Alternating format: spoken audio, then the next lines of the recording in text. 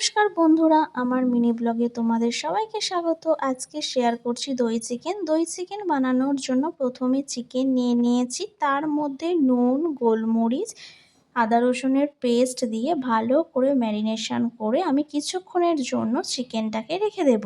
তারপর কড়াইয়ে তেল গরম হয়ে গেলে চিকেনগুলোকে দিয়ে হালকা ফ্রাই করে নেব। এখানে আমার হালকা ফ্রাই করা হয়ে গেছে, দিয়ে চিকেনগুলোকে অন্য একটি পাত্রে তুলে রাখলাম।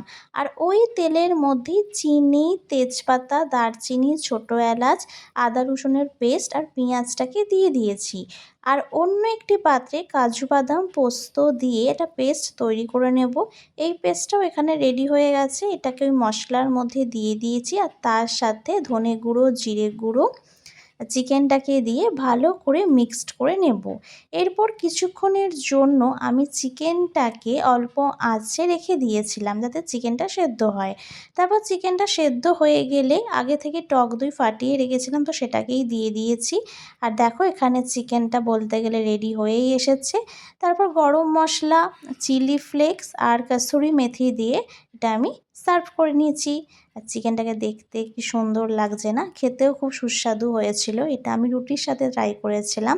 তোমরাও ট্রাই করো আর জানিও কেমন হয়েছে। টাটা।